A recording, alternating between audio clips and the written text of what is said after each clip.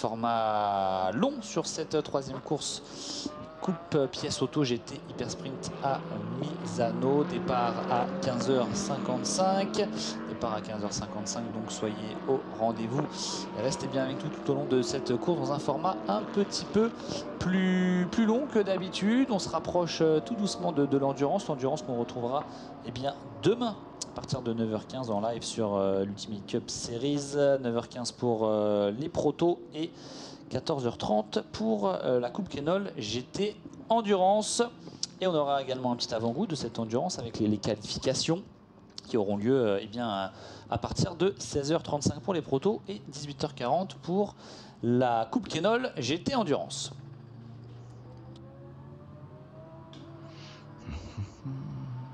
Et on est bien sûr toujours en compagnie de Bruno Van Destig pour vous commenter cette course longue. Bruno, on a hâte, ça commence bientôt. Oui, on a hâte et on va vivre une belle deuxième moitié d'après-midi sous le soleil. En effet, Bertrand, c'est l'occasion de retrouver des acteurs déjà qui nous ont ce matin franchement impressionnés par un niveau de performance génial. Des courses qui sont en effet très très disputées, mais vous le disiez. Ça sera donc intéressant de retrouver dans un petit instant la course avec ce format un tout petit peu plus long. Est-ce qu'on a une information sur la température, Bertrand? Je ne vais pas nous poser une question piège à tous. J'imagine qu'on a largement au-dessus de 30 degrés, 27 degrés. Ah tiens, que 27 degrés 27 presque. degrés à l'ombre, mais au soleil bien sûr sur la piste et au niveau du sol surtout on doit être un petit peu plus élevé. Mais c'est vrai qu'il fait chaud certes, mais c'est pas non plus une chaleur insupportable du côté de Misano. Contrairement à hier où on avait une chaleur très lourde qui venait un petit peu écraser comme ça les pilotes dans leur machine. Aujourd'hui ce sont des conditions qui sont quand même plutôt agréables et c'est parti. Mon cher Bruno, départ lancé sur cette coupe pièce auto GT Hyper Sprint, course 3, c'est parti pour 50 minutes de bonheur. Ouais, 50 minutes de bonheur, la Ferrari numéro 3 avec le pilote au départ, Edoardo Barbolini-Voleviedi, mais on va le redire encore une fois, est effectivement le pilote qui là s'est échappé d'entrée de jeu. Bon départ également de la mieux placée des Bentley. Alors que la Lamborghini qui nous avait aussi ce matin gratifié de belles prestations, de belles performances est aussi en train d'effectuer un bon départ. J'ai quelques infos à vous donner sur la Lamborghini, mais j'y reviendrai dans un petit instant. Et également sur la Bentley avec Nigel Bailly que l'on a vu aussi bien partir. Il est pour l'instant en 3e position. C'est une voiture d'ailleurs avec laquelle il fera les 24 heures de Spa à la fin du mois de juillet. Et la Porsche que l'on suit également, c'est celle du Bryce Motorsport avec Maxime Mingui qui a connu qui a un petit peu alterné en fait Bertrand, qui a connu le bon, le moins bon, mais pour l'instant qui paraît plutôt être en haute vague et tant mieux pour lui. Ouais, il réalise un bon départ. Il est parti vraiment en milieu de grille, Maxime Mingui sur sa Porsche 82, lui qui est le seul bien sûr à évoluer en catégorie Porsche Cup. Maxime Mingui qui avait terminé 3e de la dernière course qu'on a vécu ensemble ce matin, mais il a été disqualifié hier sur la première course à cause d'un problème de poids, une voiture qui s'est révélée un petit peu trop légère à l'issue de la course. Donc voilà, quand on fait la moyenne, on se retrouve à peu près au milieu du paquet. Maxime Mingui qui avait du coup intérêt à faire un bon départ, ce qu'il a plutôt réalisé, tout comme cette Ferrari numéro 3, regardez, qui s'échappe déjà, Edoardo Barbolini qui avait remporté la première course du week-end ici à Misano. Et l'on rappellera que pour les pilotes qui sont également en solo, il y a de toute façon le fameux arrêt obligatoire qui intervient à partir de 21 minutes 30 écoulées. Et le but est qu'il soit effectué avant 28 minutes 30. Et un plateau sincèrement de qualité quand on regarde. Il y a de la Ferrari, il y a de la Bentley. On peut dire qu'au niveau quantitatif, voilà, on a en fait 10 voitures qui sont effectivement parties ici, puisqu'on n'a pas de trace de la Lamborghini de Alessio Mencuccetti, sauf Bertrand, une démonstration du contraire. Alors par contre, au niveau de la diversité des marques, c'est extrêmement sympa. On parle Ferrari, on parle Lamborghini, on parle Bentley, on parle Porsche, on parle également Vortex, BMW, mais aussi Alpine avec Gabriele Marotta, numéro 110, qui se trouve pour l'instant être en 8e position. Attention, un petit peu de soulèvement de poussière et surtout un Edoardo Barbolini avec la Ferrari numéro 3 qui est vraiment super à l'aise. À mon avis, Bertrand, il a au moins 5 secondes maintenant, en à peine 3 minutes, 5 secondes d'avance. L'écart ainsi creusé, c'est vraiment au-dessus du lot. Ouais, c'est assez impressionnant, hein, Edoardo Barbolini au volant de cette Ferrari 488 qui est maintenant 4 secondes 2 devant Fabrizio Fascitelli sur la Lamborghini 77. Et on vous rappelle également qu'on a notre pit reporter qui est présent en pit lane. C'est Thomas Guiguenot qu'on va retrouver. Tout à fait, je suis en direct stand où je vais me balader pendant cette course de 50 minutes de GT Hyper Sprint. Je vous donnerai toutes les infos, quoi qu'il se passe, accident, panne, voilà, je serai là. Merci très bien, Thomas. Merci mon cher Thomas de vous retrouver, ça fait plaisir. Vous nous aviez manqué ce matin pendant les courses de monoplace et bien cette course de Piace Auto GT Hyper Sprint. Alors là, comme on est sur un format plus long, on va avoir sûrement des choses à dire, surtout au niveau voilà, des arrêts au stand obligatoire, on le rappelle, entre la 21e et la 28e minute, plus ou moins. Et bien sûr, peut-être des changements de pilote hein, pour les équipes qui engagent deux pilotes dans cette course. Et puis sûrement toujours des choses à dire, des faits de course, il va se passer plein de choses et vous serez là mon cher Thomas pour nous donner un petit peu l'ambiance et ce qui se passe dans les stands de chaque écurie. Allez, on retrouve Maxime Mingui sur cette Porsche numéro 82 qui est actuellement en 6e position et qui n'est pas très loin dans les roues d'Alexis Berthet, souvent coude à coude, portière contre portière, Alexis Berthet et Maxime Mingui depuis hier. Oui, un très joli match en ce moment. On serait tenté de dire c'est très bien et on ne peut pas reprocher à l'équipage de la Ferrari numéro 3 d'avoir une voiture au-dessus du lot parce que derrière, sincèrement, ils sont quand même extra. Alors il y a Fabrizio Fascitelli qui a été un petit peu large en sortie de virage et qui une trajectoire un petit peu trop large, a ouvert la porte à Nigel Bailly qui n'en demandait pas tant. Et voilà comment Fabrizio Fascitelli perd 2 places en espace de 2 virages puisque Mauro Casadei qui est avec la numéro 63, la Lamborghini Huracan du Team Invictus, on a aussi profité pour passer Nigel Bailly avec la Bentley passe. Ça vient de se faire là à l'instant en 2e position à 10 secondes de la Ferrari de tête. Et l'on retrouve donc derrière Mauro Casadei maintenant avec la Lamborghini numéro 63. Devant l'autre Lamborghini, celle de Fabrizio Fascitelli et Alexis Berthet numéro 73 avec la Ferrari du Team CMR qui reste lui aussi extrêmement performant pour l'instant, pointé en 5e position. Et dans ce groupe-là, il y a aussi Maxime Mingui avec la Porsche numéro 82 qui est un peu plus de 12 secondes de la voiture de tête. En fait, globalement, les 2, 3, 4, 5, 6, 7e de cette course se tiennent en 4 secondes, ce qui montre bien que c'est extrêmement disputé. Voilà, c'est le paquet de voitures que vous avez là en ce moment à l'image, Bertrand. Oh, attention, ça a été serré justement entre la Lamborghini, il me semble, c'était cette Lamborghini ou la Ferrari? Non, c'était la Lamborghini. Il y avait Sébastien Quesada, je crois, avec effectivement, qui est passé fort sur Maxime Mingui. Il est passé devant, il me semble. On va surveiller tout ça, mais on a vu cette Lamborghini qui est venu jouer un petit peu l'attaque assez, pas violente, mais assez virile sur la Porsche numéro 82 de Maxime Mingui. On n'est pas passé loin de l'accrochage entre ces deux voitures, alors que là devant on a également Alexis Berthet sur sa Ferrari qui est en train de mettre une grosse pression sur Fabrizio Fascitelli qui est revenu en 4e position derrière Mauro Casadei qu'on avait déjà vu très rapide sur la course numéro 2, le pilote de Saint-Marin sur la Lamborghini 63. Oui, c'est vrai que cette Lamborghini fait une course en dents de scie, gagne des places, en perd. En tout cas, celui qui est bien pour l'instant, c'est Alexis Berthet parce qu'il doit être désormais passé en 4e position puisque Mauro Casadei est en effet un pilote qui est redescendu jusqu'à la 5e place. Et d'ailleurs, on est avec un joli duel à suivre en ce moment entre le pilote justement de la Lamborghini et la Ferrari. Ça se passe entre voitures italiennes sous le regard du porchiste Maxime Mingui avec les couleurs du Bryce Motorsport. Et bonjour à tous les Bretons qui suivent cette course en ce moment, qui se disputent, rappelons-le, à Misano. C'est du vrai direct. Vous cliquez sur partager pour dire allez, rejoignez-nous sur les réseaux sociaux. L'Ultimate Cup Series, la page Facebook, le YouTube officiel. C'est en ce moment à la course GT Hyper Sprint. On est dans quelque chose comme la 8e minute de course en ce moment. Et la Porsche numéro 82, qui est la Porsche de ce plateau, occupe pour l'instant la 6e position du classement. Tout est possible pour tout le monde. en ce moment. On a seulement 10 voitures en piste, puisque la Lamborghini numéro 306 d'Alessio Mencuccetti du team Invictus n'a pas pris le départ. C'est à noter. Cette Lamborghini donc, qui est absente. On se retrouve donc avec 10 voitures en course, avec toujours, regardez, ce duel pour, là on peut le dire, pour la 3e place tout simplement, puisqu'ils sont près de 4-5 voitures à se disputer cette 3e place, même si attention, Nigel Bailly sur la Bentley numéro 107 n'est pas très loin encore.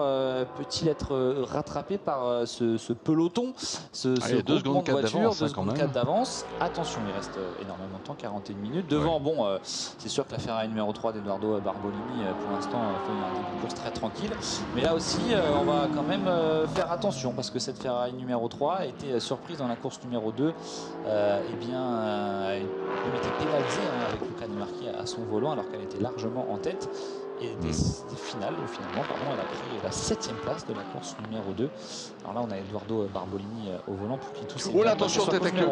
Et voilà, ce qu'on craignait, Bruno, c'est l'accrochage. En tout cas, la faute du pilote numéro 63, c'est Mauro Casadei sur la Lamborghini qui part à la faute et qui repart vite. Mais bon, il a perdu beaucoup de temps. Et là, le désavantage, c'est que ça va un petit peu avoir scindé le peloton avec des... Oh là, attention à la Porsche, je me demande s'il n'y a pas une crevaison. Crevaison, ou alors est-ce que c'est carrément, malheureusement, un problème de direction? Il s'arrête, Maxime. J'ai l'impression que c'est la roue avant gauche à confirmer. Thomas, si la voiture revient au stand, pourra nous le dire, mais je pense que c'est la roue avant gauche qui doit être touché. Ah là là. Alors, et attention, on apprend également que 2 pilotes vont devoir effectuer un drive-through pour non-respect de la procédure de départ. Un pilote en particulier, c'est Sébastien Quesada avec la Bentley. Il y a une grosse fuite sur cette Porsche, comme on peut le voir. Regardez, au niveau de l'avant du véhicule. On va surveiller tout ça, mais problème mécanique pour la Porsche numéro 82 de Maxime Mingui. Décidément, là, en l'espace d'une dizaine de secondes, entre la faute, le tête à queue de Mauro Casadei sur la Lamborghini numéro 63, et donc ce problème mécanique qui concerne donc la Porsche de Maxime Mingui. Bah voilà, regardez, c'est tout simple, c'était pas un tête à queue, c'est un accrochage. Et il n'en est pas sorti indemne, malheureusement. Maxime Mingui, il est déjà venu percuter l'arrière de la Lamborghini, qui va peut-être, elle aussi, faire un arrêt au niveau des stands pour regarder si tout va bien. En tout cas, au niveau du pare-choc arrière, on a été touché pour Mauro Casadei, et on a été surtout touché au niveau de l'avant avec, là aussi, cet accrochage pour la Porsche numéro 82. Safety car. On peut se poser la question.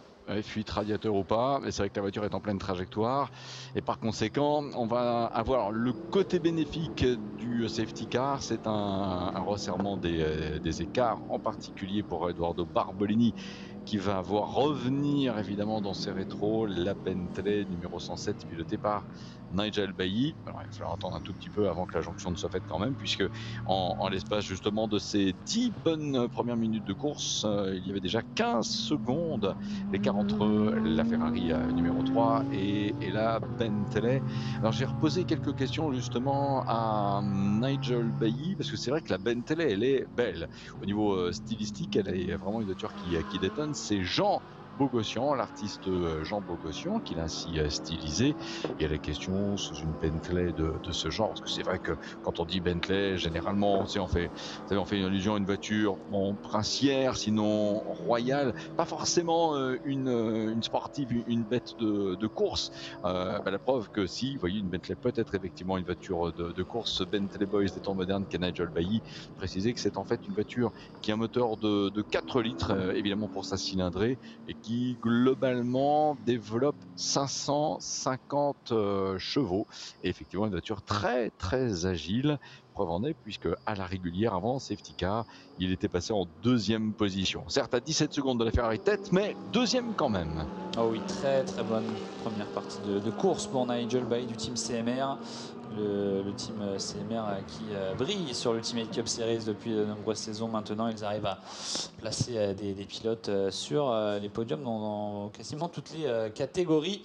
Et ce week-end à Misano, ça ne change pas pour le team CMR, le team de Charles-Antoine Bourrachot, bien sûr, hein, qui fait des merveilles en Ultimate Cup Series. Regardez, hein, on va revoir ce qui s'est passé depuis le début de cette course, puisqu'on est déjà à près de 10 minutes de course, et il s'est passé déjà beaucoup de choses avec cet accrochage entre Mauro Casadei et Maxime Mingui. On va revoir peut-être cet incident en images pour un petit peu, pas juger, je ne me permettrai pas de juger, mais de décortiquer ce qu'a fait Maxime Mingui en percutant l'arrière de la voiture de Mauro Casadei. Il me semble que c'est ici. Ça va se passer là. Il arrive fort à l'intérieur. Un petit peu au freinage quand même là.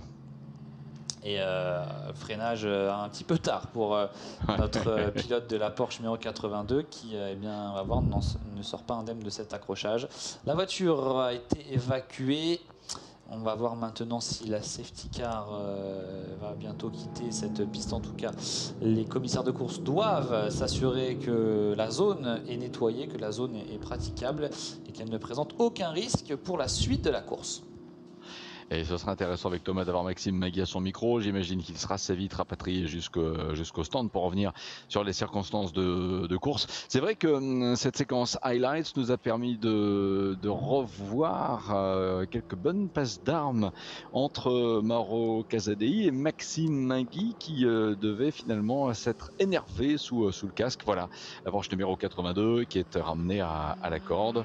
Bon, peut-être a-t-elle été touchée au niveau radiateur frontaux, c'est une possibilité. Là, on suit à l'instant Jérémy Faligan avec la très belle Vortex numéro 70. Et en effet, derrière, l'on retrouve la BMW de Grégory Lonier, une BMW qui est la seule, une M2 CS Racing sous les couleurs du Rosel Racing pour ces deux pilotes qui pour l'instant font avec leurs moyens, avec ce qu'ils ont, mais quoi qu'il en soit, font très très bonne figure. Et Bertrand, nous avons l'affirmation et la confirmation de ce que l'on avait dit. Forcément, la réduction des écarts, ce sera le côté positif de ce safety car, indépendamment de la perte de la Porsche numéro 82, c'est que tout est à faire ou à refaire pour Edoardo Barbolini qui avant ce safety car avait déjà une bonne quinzaine de secondes d'avance. Ouais, effectivement, Barbolini qui va devoir de nouveau s'employer pour retrouver la tête un peu plus sereinement dans cette course, alors qu'on va également surveiller une fois la sortie de la safety car, plutôt l'entrée de la safety car dans la voie des stands. La 63 qui a été forcément touchée à l'arrière par cette Porsche. On a vu un pare-choc un petit peu cabossé, un petit peu décollé. Est-ce que cette voiture va du coup faire un arrêt au stand? Elle est toujours à la là. sortie de la safety car, mais elle est toujours là. Bon, c'est vrai qu'elle n'a pas l'air énormément abîmée, mais ça a dû toucher un petit gauche. Ouais, je pense que les feux arrière gauche ne fonctionnent plus, on l'a vu. Donc là aussi, on va surveiller tout ça. Ouais. Voilà, la Porsche de retour dans la voie des stands. Et la voiture de tête qui est dans son 9e tour en ce moment. Globalement, considérons que nous avons passé le cap du premier quart d'heure. Et que l'on aura encore 5 bonnes minutes avant les premiers arrêts réglementaires. Alors, on avait également 2 drive-through pour la 46, la 88. Il me semble pas qu'ils aient été effectués. À surveiller également les derniers tours de piste pour cette safety car qui va quitter la piste et laisser place de nouveau à la course pour cette coupe pièce auto GT Hyper Sprint. Ça va repartir dans quelques secondes. Oui, la voiture qui est en effet gyrophares éteints, comme vous pouvez le voir là, et ça c'est le signe au pilote que l'on en est tout simplement dans les derniers instants de la procédure safety car. Edoardo Barbolini qui est avec la Ferrari numéro 3, c'est Luca De Marchi qui ralliera l'arrivée. Ils sont comme ça quelques-uns, Mauro Casadei sur la Lamborghini Invictus aura Jean-Luc Doria comme coéquipier, le pilote suisse. Pour la suite de la course, Sébastien Cazalet avec Eric Mouez sur la Bentley numéro 88. Excellente 5e en ce moment sur le circuit de Misano. Allez, c'est reparti Bertrand, très forte accélération pour la Ferrari numéro 3. Mais ça, on n'est pas surpris par rapport à ça. Reste à savoir maintenant si avec cette entre guillemets chance là, Nigel Bailly va pouvoir s'accrocher ou m'être résigné, se dire il n'y a rien à faire pour rester dans le sillage de la Ferrari numéro 3. Autant assurer une très bonne deuxième position ici, bien sûr, à la présentation du drapeau damier. Alors qu'on a aperçu la voiture de Sébastien Quesada, la Bentley, passer dans la voie des stands pour ce drive-thru et c'est effectué. Voilà. Maintenant, il peut repartir un peu plus sereinement en piste pour essayer d'aller récupérer le temps perdu par cette pénalité. Et bien toujours Edoardo Barbolini qui a repris tout de suite il a repris un petit peu d'avance, il a mis un coup d'accélérateur pour ne pas laisser ses concurrents, notamment Nigel Bailly, le suivre sur ce tracé de Misano. Et tout est à refaire pour Barbolini, mais il part quand même bien sûr en tête à la sortie de la voiture de sécurité. Ouais, c'est vrai que là c'est pour le duo Edoardo Barbolini et Luca De Marchi de la Ferrari 488 GT3 dont il est question. Donc c'est vraiment la voiture ultime évolution de cette génération-là de Ferrari 488. Alors une petite pensée, je m'autorise à le dire là, pour ce qu'on a vu à Le Mans Classique, avec la nouvelle génération de Ferrari Daytona. Absolument sublime. Bon, ça c'est une autre actualité, un autre type de voiture. Sympa également là, de retrouver le duel entre les Lamborghini et une place de gagner pour Mauro Casadei qui est plutôt sur la verte ici. C'est la numéro 77, c'est la Huracan et qui a donc repris une place au détriment de Fabrizio Fazzitelli numéro 77 qui était avec également une Huracan GT engagée par le team Transalpin, le team Invictus, et ne pensez pas parfum. Effectivement. Quoique, ils ont peut-être de l'Invictus sur eux, on ne sait pas. Ça doit sentir bon dans l'habitacle, on ne sait pas. Ouais, alors que, eh bien, c'est passé pour la numéro 63 devant la 77 de Fabrizio Fazzitelli. Maintenant, eh bien, Mauro Casadei a en ligne de mire Alexis Berthet sur la Ferrari numéro 73. La Ferrari numéro 73 du team CMR, là aussi pour Alexis Berthet. Comme eh bien, Nigel Bailly qui lui fait partie du team CMR mais au volant de la Bentley Continental GT3 et toujours tranquillement installé en deuxième position. Il est plus rapide, il est clairement plus rapide que eh bien, Alexis Berthet et Mauro Casadei pour l'instant. Et un petit avertissement à la track limit pour eh bien, la numéro 63 de Mauro Casadei dans ce duel avec Alexis Berthet. Il essaie de trouver les ouvertures, mais attention à ne pas sortir des limites de course, qui sont ces lignes blanches qui sont bien sûr tout au long de la piste sur les côtés, comme on peut le voir. Il ne faut pas que les 4 roues franchissent cette ligne blanche, sinon avertissement. Oui, et le collège des commissaires sportifs à ce niveau-là, au bout d'un moment, se montre logiquement sévère. Regardons le temps qui passe. Nous sommes pas très loin, à mon avis, de l'ouverture de cette fenêtre des arrêts. Je regardais également Alexis Berthet, qui fait partie, est-ce qu'on peut dire, de la génération montante pour les pilotes GT, pour un pilote qui est aussi très actif dans le commerce automobile. On peut peut-être dire que oui, finalement, il est en tout cas en train de se battre en ce moment pour une place podium, ce qui serait effectivement largement mérité, alors que là c'est une triste image. On voit l'avant gauche de la Porsche numéro 82, voiture arrêtée définitivement au stand. On peut dire week-end terminé ou presque pour elle, enfin on verra bien pour demain. Maxime Magui, numéro 82. En tout cas pour lui, la course hyper sprint format 50 minutes est malheureusement achevée. Un week-end, on le disait, en demi-teinte avant cette course pour Maxime Magui qui en piste a été toujours très rapide. Il a malheureusement été disqualifié de la première course. Il a ensuite un petit peu rattrapé cette erreur, même si c'est pas forcément complètement de sa faute, mais le team en général a été pénalisé. Et Max Magui donc troisième sur la deuxième course. Et bien cette fois c'est un autre scénario pour la Porsche numéro 82. C'est un abandon suite à un accrochage sur la piste avec la Lamborghini de Mauro Casadei qui elle eh bien, est restée, a survécu à cet accrochage et elle est plutôt bien puisqu'elle est toujours dans les roues d'Alexis Berthet au volant de la Ferrari du team Alexis Berthet du team CMR.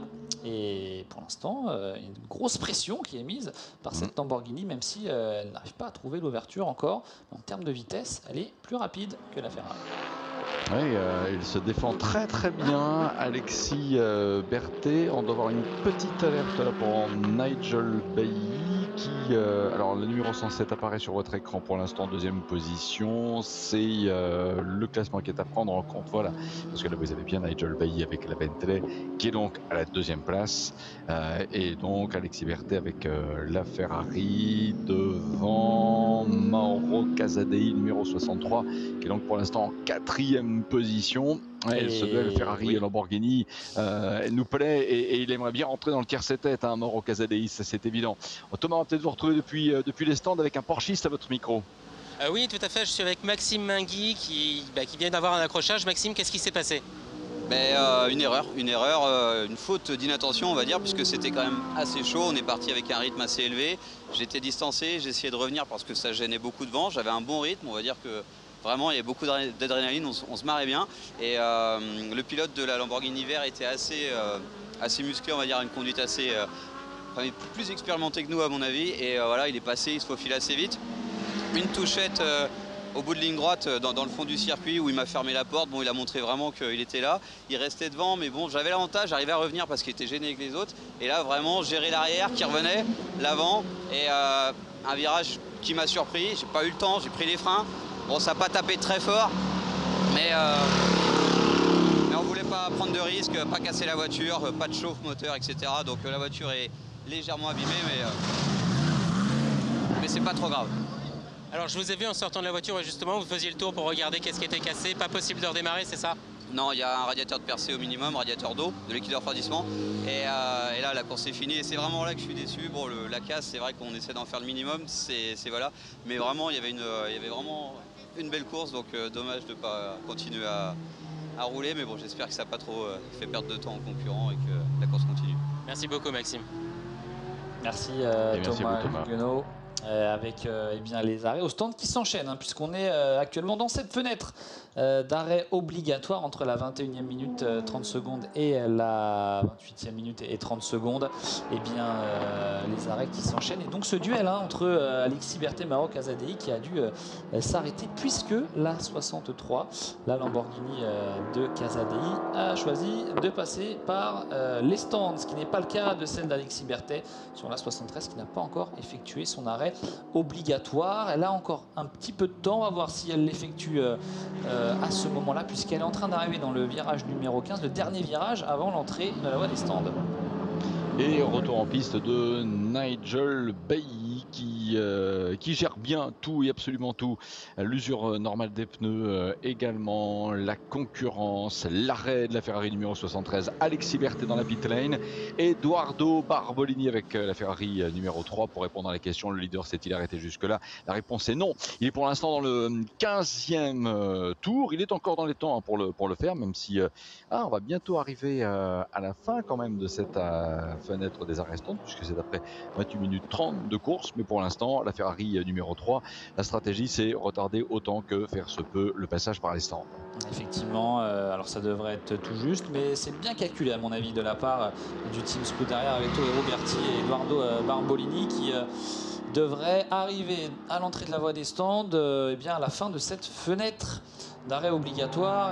On la retrouve actuellement dans la grande ligne droite avant la courbonnée numéro 11, et ça devrait passer pour cette numéro 3, alors qu'on voit ici dans la voie des stands la BMW 2, eh bien Grégory Launier, BMW numéro 44 du team Rosella Racing, qui peut en repartir. Et là aussi, il y a une fenêtre d'arrêt obligatoire, ne pas repartir trop tôt, car cela pourrait coûter eh bien, un stop and go du temps que la voiture aurait gagné si ça arrive.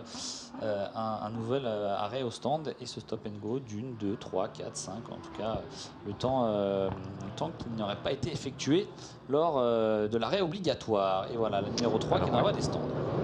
Et là, si je ne me trompe, on doit être à quelque chose comme 148 secondes au niveau de l'arrêt, la durée de l'arrêt réglementaire.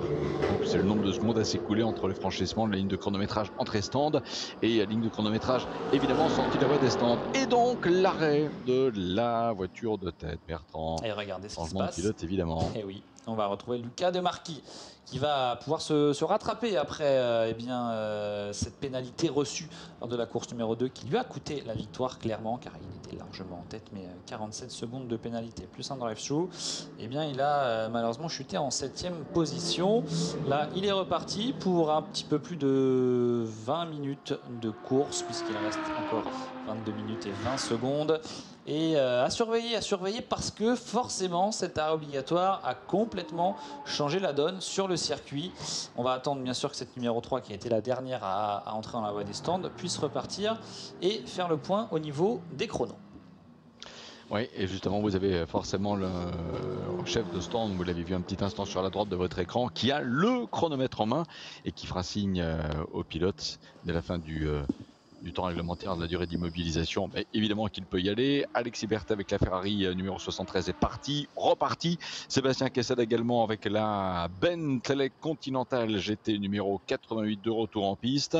Nigel Bailly qui était redescendu 4e provisoire. Nigel, il est avec la Bentley numéro 107. Voyez, il apparaît sur votre colonne classement en haut à gauche de votre écran, 2e. C'est probablement ce qui va être vérifié, l'instant de voir passer une fois devant les boucles de chronométrage et la Ferrari numéro 73 et la Bentley numéro 88. Mais on va se retrouver pour un très joli match pour les places podium de 3e marche, tant la Ferrari numéro 3 paraît inaccessible. Voilà. Qu'est-ce que ça paraît long, hein, les amis, ce genre de circonstances quand on est obligé de rester arrêté comme ça. Mais la voilà qui repart. Enfin, serait-on tenté de dire. Et sur la gauche de l'écran, la voiture bleu-blanche, c'est la Lamborghini de Alessio Mencuccetti qui malheureusement n'a pas pu prendre le départ. Voilà, et là, hop, la sortie de voie des stands, Bertrand, et retour en piste de la Ferrari numéro 3. Alors elle sort derrière la numéro 107 de Nigel Bailly et la numéro 73 d'Alexis Berthet. Alors on va surveiller le passage sur la ligne de chronométrage bien sûr à l'issue de ce tour pour vous donner les écarts, alors qu'actuellement il reste 20 minutes 20 secondes de course ici à Misano sur cette 3e et dernière course coupe pièce auto GT sprint. 20 minutes, c'est le temps habituel d'une course format court. On va dire qu'on y est, ça y est, toutes les voitures se sont arrêtées. C'est une nouvelle course qui commence, on peut dire ça comme ça.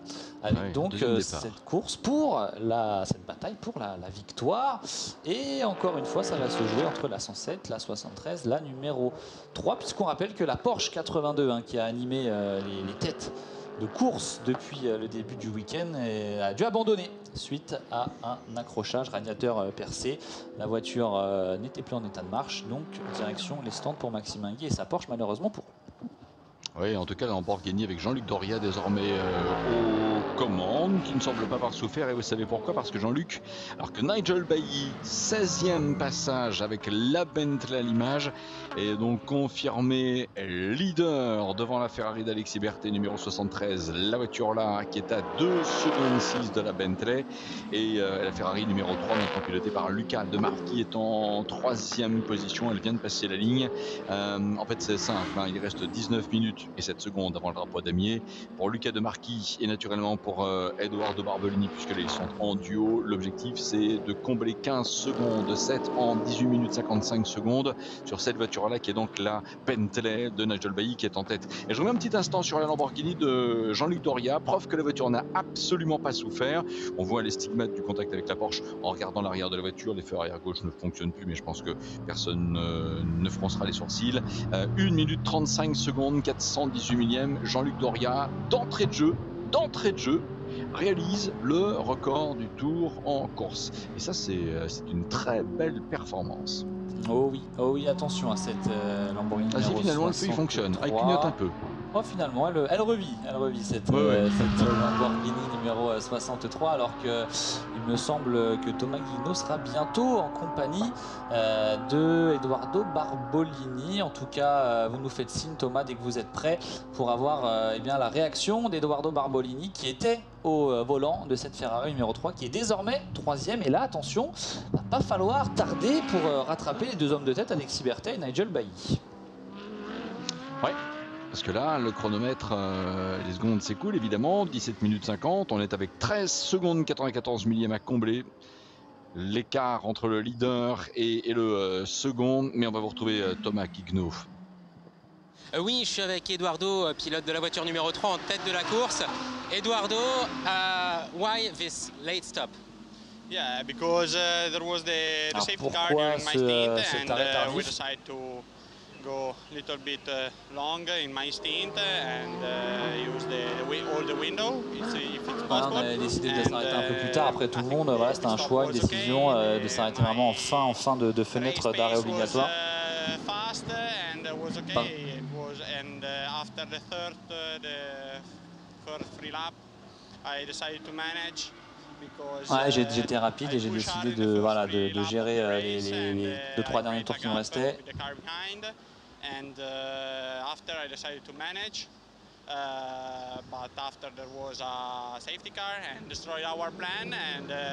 C'est vrai que cette l'entrée de ces safety cars a un petit peu détruit tous nos plans malheureusement, mais voilà, c'est comme ça, c'est la course.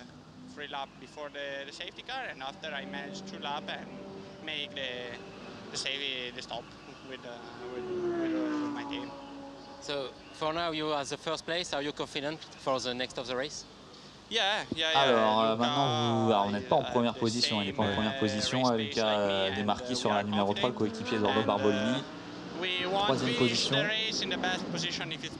Ah, on veut finir la course à la meilleure position si c'est possible. Voilà, forcément rien d'extraordinaire hein, dans les propos d'Eduardo Barbolini, certes, mais forcément on veut finir à la meilleure place maintenant.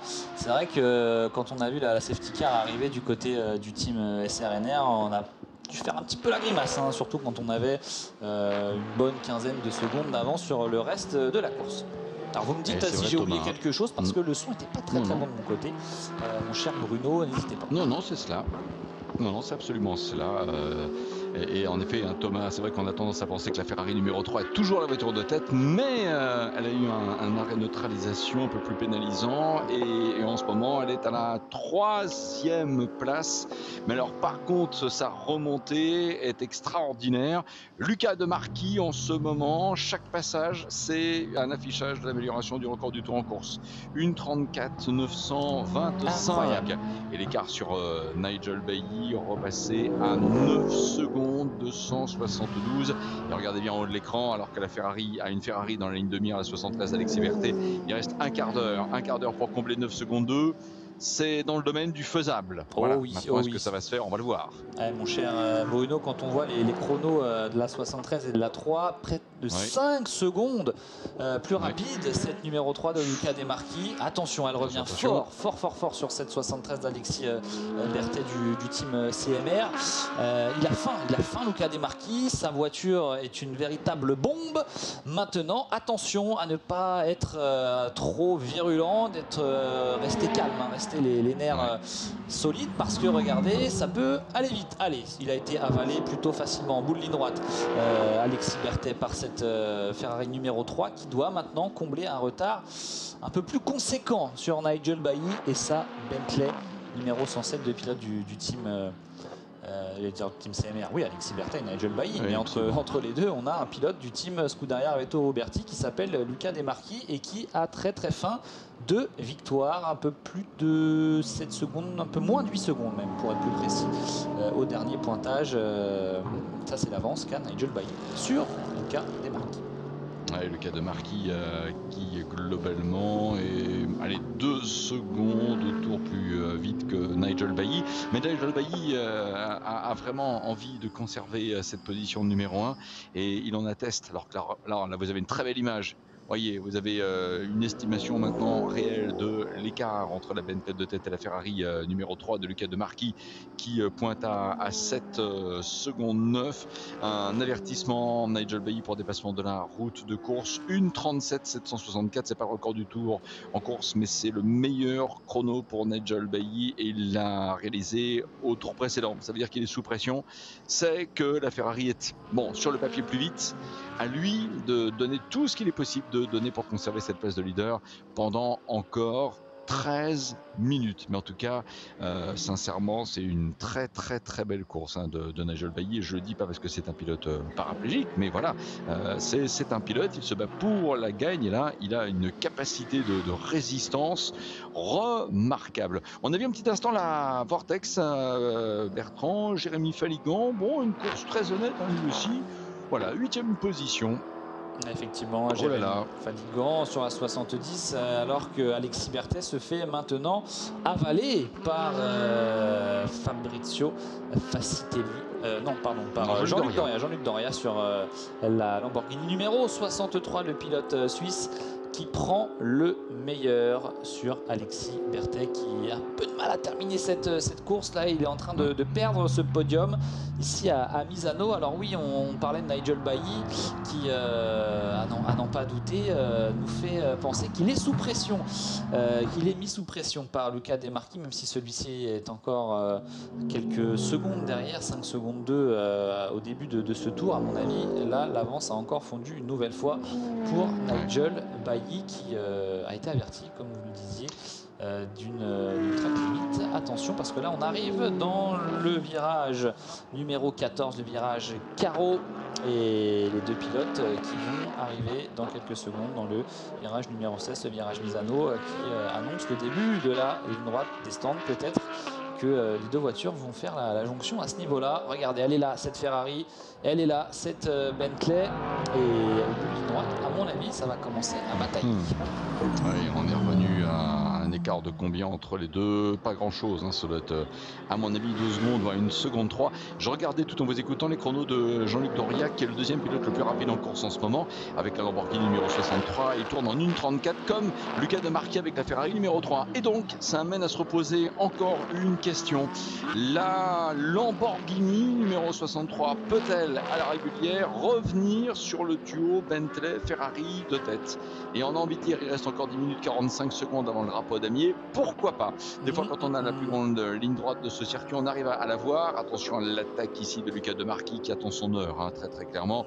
La Bentley est à sa portée, parce que si elle ne l'était pas, il serait parvenu au contact de Nigel Bailly, qui le trouvait ça difficile, qui va pas abandonner sa place de leader comme ça, très clairement.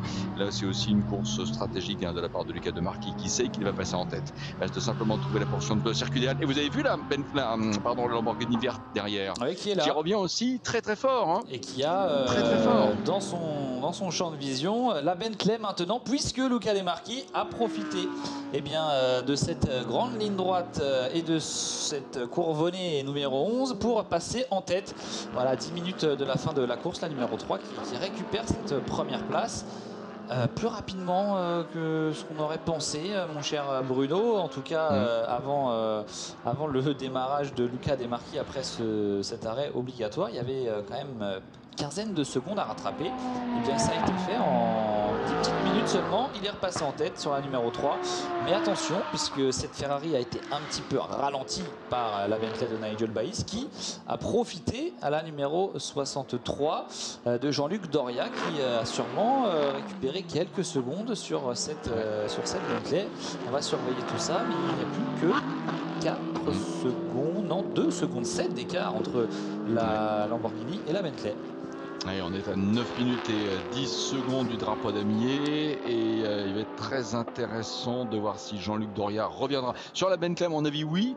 Bon, sur la Ferrari, pourquoi pas. Il va falloir aussi que sur la Ferrari numéro 3, Luca De Marchi soit extrêmement respectueux des lignes de course, parce qu'il y a eu quand même un message avertissement ces derniers instants, et ce serait dommage d'avoir une pénalité de type drive-through d'ici à la présentation du drapeau damier pour, encore une fois, non-respect de cette fameuse route de course ou des lignes de course, les fameuses lignes blanches. En tout cas, on est dans le 23e tour désormais, et la Ferrari numéro 3 est de nouveau la voiture de tête. Et suivons bien ensemble la Lamborghini verte, la voiture de Jean-Luc Doria en 3e position, mais à mon avis, on va pas en rester là.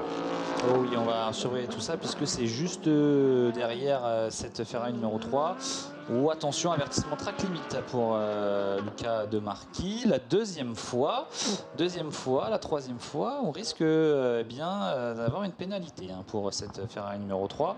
Attention, il reste seulement 8 minutes. Le boulot a été fait de la part du pilote italien, du team Scuderia Areto et Roberti. Alors maintenant ce duel, est-ce que c'est passé pour la 63 de Jean-Luc Doria? Et oui, c'est passé, la Lamborghini du pilote suisse qui a pris le meilleur sur un Nigel Bailly. Quelle remontée fantastique de Jean-Luc Doria après avoir pris le volant à la mi-course, incroyable. Ah, et là, il a même été dans le tour précédent plus vite que Luca De Marchi. Et si la Ferrari n'avait pas course gagnée? De toute façon, globalement, vous connaissez le dicton, pour terminer premier, en premier, il faut terminer déjà. Et si, en effet, cette Lamborghini était plus rapide que la Ferrari numéro 3 et revenait sur elle, là, en l'espace des quelques 7 minutes 15 secondes qui nous séparent du drapeau d'amis. On va le vérifier ensemble, Bertrand, mais c'est très très sympa. Vous voyez justement l'image là qui nous a permis de visualiser l'écart entre la Ferrari de tête et la Lamborghini qui prenait un tour au passage à l'excellent Gianni Morbidelli qui est au volant de l'Alpine A110. Ça va faire drôle en fait à Gianni Morbidelli d'être au volant d'une telle voiture parce que déjà les Alpines sont sympas. Alors si c'est pas un homonyme parfait, Gianni Morbidelli, si c'est bien le monsieur qui a fait de la Formule 1, il a 54 ans aujourd'hui, on le rappelle, Gianni Morbidelli, et 67 Grands Prix de Formule 1 à son compteur entre globalement 1990 et 1997. 6 minutes 35 avant le drapeau damier. Ouais, effectivement, quelques regardez les chronos légendes, là, Bertrand. Quelques légendes sur ce chronos. circuit. Et oui, c'est ça qui nous intéresse. Alors, il y avait 4 secondes 4 sur le dernier chronomètre. 3 secondes 6 maintenant. Ouais. Une petite seconde de rattraper, une toute petite seconde pour Jean-Luc Doria. Il reste encore 6 minutes et 14 secondes avant la fin du chrono. Et donc le dernier tour de cette épreuve coupe pièce auto GT Hyper Speed. Bien sûr que ça peut le faire. Il est plus rapide une nouvelle fois. Ouais, 3 secondes 6, il faut bien gérer tout, la fatigue, l'usure des pneus Michelin. Bon, la voiture, heureusement, on l'a dit plein de fois avec Bertrand, ne semble pas être touchée au niveau de sa drivability, diraient les Anglais. Autrement dit, sa stabilité, elle paraît être pleinement efficace. J'ai l'impression, des fois, qu'elle est un petit peu plus glissante que ne l'est la Ferrari. Mais en même temps, là, Jean-Luc Doria, il se donne complètement à fond, mais à se poser la question, n'est-il pas en train de commencer à se battre avec la voiture déjà, avant de se battre avec Luca De Marchi. Attention à peut-être penser également à cette deuxième place qui est dans tous les cas un très bon résultat, mais attention également à Luca De Marchi qui, on le rappelle, est vraiment mis sous pression lui par les avertissements de la direction de course, puisqu'il a déjà 2 avertissements pour un dépassement de la limite de course. Attention à ne pas non plus là perdre trop de temps à penser à cette pénalité, puisque à chaque virage il doit se dire attention, il ne faut pas que je sorte trop large, il ne faut pas que je rentre trop tôt. Ça doit être compliqué à gérer pour le cas des Marquis, alors que Thomas Guiguenot, est-ce que vous êtes là, vous nous proposez quoi, Thomas? Avec qui êtes-vous? Eh bien, je suis avec Sébastien Quesada sur la Bentley. Sébastien, comment se passe votre course? Ça se passait plutôt bien jusqu'à ce qu'on prenne un drive-through à cause du départ là, sur la pit lane où la voiture a calé. Et donc la voiture de sécurité devait être derrière et elle est repassée. Enfin bon, c'est pas très clair pour moi. Et c'est dommage, ça nous a flingué la course, qu'on était un bon groupe devant. Et c'est pas grave, c'est comme ça. Et alors, concernant votre équipe, la deuxième voiture est 3e. Est-ce que c'est une bonne course? Ah oui, c'est une bonne course. Là, c'était première fois dans la voiture, première fois sur la piste. Donc on n'a pas trop à se plaindre. On a fait un podium ce matin. Voilà. On peut poser une question, Thomas, à Sébastien? Pardon. Voilà, on le fera une prochaine fois. Oui, absolument. Non, j'aurais bien voulu savoir comment c'est à piloter une Bentley de ce genre, parce que c'est vrai que c'est une voiture qui paraît massive, mais alors qu'est-ce qu'elle est belle cette Bentley. Walter-Owen Bentley serait là. Je pense qu'il aurait énormément de bonheur à apprécier la ligne de la voiture, son comportement. C'est vraiment très classe chez Bentley d'avoir aussi donné libre cours à une déclinaison sportive de sa Continental GT, qui est une voiture encore vraiment tout à fait dans le coup. Allez, regardons les écarts, on est presque stabilisé là, j'ai envie de dire, à 3 secondes 189, 3 minutes 20. On va rappeler qu'Alexis Berthet avec la Ferrari 73 est 4e. Fabrizio Fazzitelli, numéro 77 Porsche Invictus, est en 5e position. Donc c'est Gianni Morbidelli avec l'Alpine qui est à la 7e place au passage. Jérémy Faligan, la Vortex 8e et Grégory Lenier, la BMW numéro 44 Rosel Racing est en ce moment pointé en 9e position. Jérémy Faligan sur la Vortex qui a été pénalisé d'un stop and go un petit peu plus tôt, et ce qui a empêché eh bien, une possible remontée à la 7e place pour cette Vortex numéro 70. Regardez, on retrouve Bruno la tête de course, 3 secondes 9. Il a perdu un tout petit peu de temps là sur le dernier secteur, Jean-Luc Doria. C'est dommage parce qu'il a fait vraiment une très très belle remontée. Il va peut-être échouer très très proche de la victoire. Il reste 2 minutes et 25 secondes exactement. Alors, tout est possible, hein. Il suffit d'une petite erreur et attention. Oui, parce qu'en même temps, Lucas Demarchi a du répondant, il l'a montré au tour précédent, en améliorant le record du tour en course. 1:34,8,94. Et là, je regarde dans les partiels. Secteur 2, Jean-Luc Doria avec la Lamborghini est plus vite que Lucas Demarchi dans le tour précédent. Ça va être extraordinaire de voir. Ça va être difficile quand même pour la Lamborghini de revenir sur la Ferrari maintenant. Et de voir si finalement l'écart va se réduire. Dans le secteur 3, Jean-Luc Doria pour l'instant. Oh là là, un drive-through pour la Ferrari tête. Incroyable, c'est terrible. Terrible pour Lucas Demarchi qui va devoir céder cette première place. C'est terrible, terrible pour le team Scuderia Aveto et Ruberti. On le craignait malheureusement, ce drive-through présenté par la direction de course à la numéro 3 qui va s'en vouloir encore une fois parce que eh bien, il y a encore eu une sortie des limites de course pour notre pilote italien qui va très vraisemblablement perdre la première place au profit de la numéro 63 de Jean-Luc Doria, numéro 63 du team Invictus, qui va prendre les commandes de la course dans le dernier tour. Regardez, parce que à la fin de ce tour, peut-être, ça va être serré. Est-ce que ce sera le dernier tour derrière? Pas sûr, mais en tous les cas, ce drive-through va vraiment coûter la victoire à cette Ferrari. C'est terrible. Et si le pilote ne passe pas par les stands, ce qui peut être considéré comme légitime parce que nous sommes à moins d'une minute de l'arrivée, il y aura de toute façon un malus. Ça va se transformer en malus tout cela. Et en même temps, vous savez quoi? La Lamborghini numéro 63 a également un deuxième avertissement pour dépassement de la ligne de course. Ouh là là. Alors là aussi, attention. Ça va être Nigel Bailly qui va gagner à la fin. Là, ce serait complètement fou de voir ça. Mais attention à ne pas prendre un troisième avertissement qui serait synonyme là aussi de pénalité, d'un passage dans la voie des stands pour cette numéro 63. Allez, passage dans la voie des stands, on l'imagine à cet instant pour Lucas Demarchi sur la Ferrari 488 du team Scuderia Aveto et Ruberti.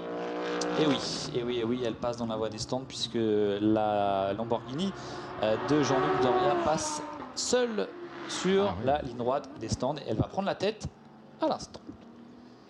Oui, mais oui, l'arrêt finalement de la Ferrari, voilà, c'est donc fait. Oh là là, ça va être très très très dur là pour la Scuderia Aveto et Ruberti de devoir abandonner la victoire pour dépassement de la ligne de course. Il y a effectivement carrément alors c'est quoi? C'est un stop and go parce que la voiture est arrêtée.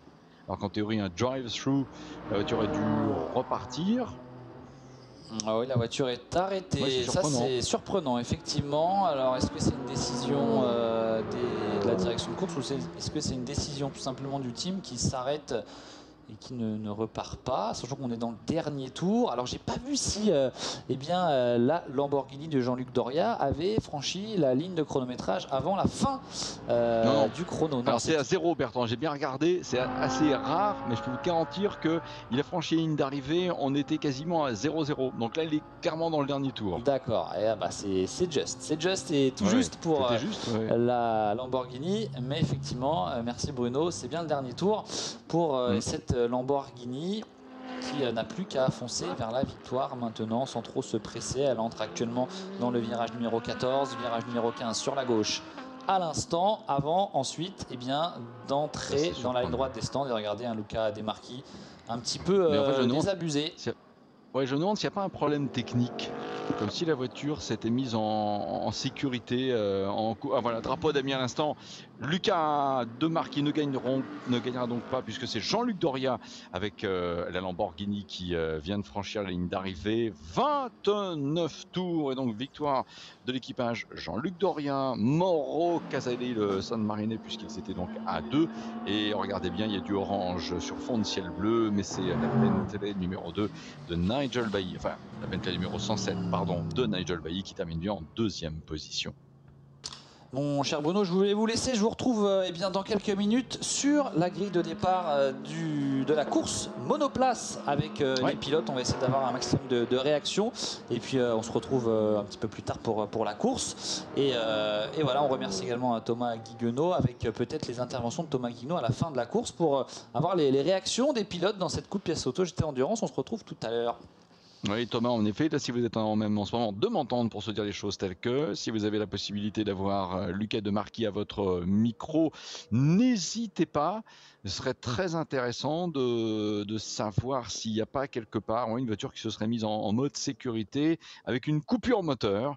Voilà, pour expliquer pourquoi elle s'est arrêtée alors que le pilote n'avait pas autre chose qu'à faire que repartir, parce que c'était un drive-through, ça n'était manifestement pas un stop and go, mais j'ai le sentiment qu'il y a un aléa technique à l'origine de l'immobilisation de la Ferrari numéro 3, ou alors c'est Lucas Demarchi qui n'a pas bien saisi qu'il s'agissait d'un drive-through. Question pour l'instant sans réponse. En tout cas, le circuit de Misano Marco Simoncelli avec la victoire coupe pièce auto GT Hyper Sprint format 50 minutes. C'est une Lamborghini, celle de l'équipage numéro 63 engagé sous les couleurs d'Invictus avec Jean-Luc Doria et Mauro Casadelli qui s'est imposé. Nigel Bailly avec la Bentley numéro 107 engagé sous les couleurs de CMR, terminant en 2e position à 20 secondes. Et donc à la 3e place, c'est l'excellent Alexis Berthet avec la Ferrari numéro 73 engagée sous les couleurs du team CMR à 41 secondes de la Lamborghini gagnante. Alexis Berthet, premier ferrariste au passage, puisque malheureusement la numéro 3 a abandonné. 4e position pour la Lamborghini de Fabrizio Fazzitelli, numéro 77, sous les couleurs d'Invictus. Alors que là, on va récupérer en effet l'équipage vainqueur. Le retour dans la pit lane de la Lamborghini que le Suisse Jean-Luc Doria avait en main. Même si à la régulière, il aurait été difficile de revenir sur la Ferrari numéro 3. Il n'empêche qu'il a été excellent. À plusieurs reprises amélioré le record du tour en course. Voilà, sur le toit de la voiture. Yes, ça c'est fait. Félicitations encore à Jean-Luc Doria, numéro 63. Ça se gagne en équipe, une course de ce genre. À Mauro Casadelli également, qui a été excellent aussi dans son relais de départ, tout simplement. Et puis on saluera aussi Eric Moez avec Sébastien Quesada, qui, avec la Bentley Continental GT3 numéro 88, se sont donc imposés pour la 5e place. On décrochait la 5e position. Sur l'écran, compte tenu de la distance parcourue, la Ferrari numéro 3 du team SRNR, autrement dit Ravetto et Roberti, avec Edoardo Barbolini qui avait été le starter, Lucas Demarchi pour le relais final, termine malgré tout en 6e position, mais bien en deçà des espoirs de l'équipage. Jenny Morbidelli avec l'Alpine numéro 110 pour la 7e place.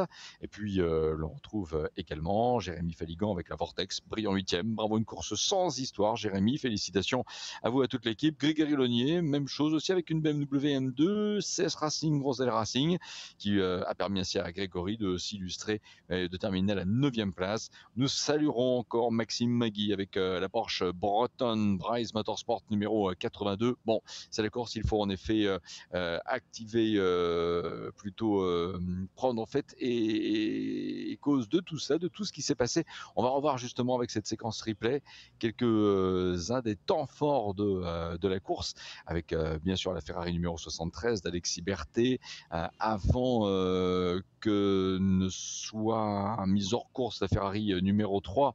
Elle était rentrée dans le tiercé de tête, en a ensuite été chassée. Jolie prestation de la Bentley numéro 88 avec Eric Moise et Sébastien Quesada. Ici nous assistons au retour en piste de la Bentley numéro 107 de Nigel Bailly, qui était en tête justement à la fin de l'arrêt stand réglementaire. Voilà, et puis derrière évidemment la concurrence qui comme chaque fois s'organise pour gagner des places, ne pas laisser le leader trop prendre la poudre d'escampette.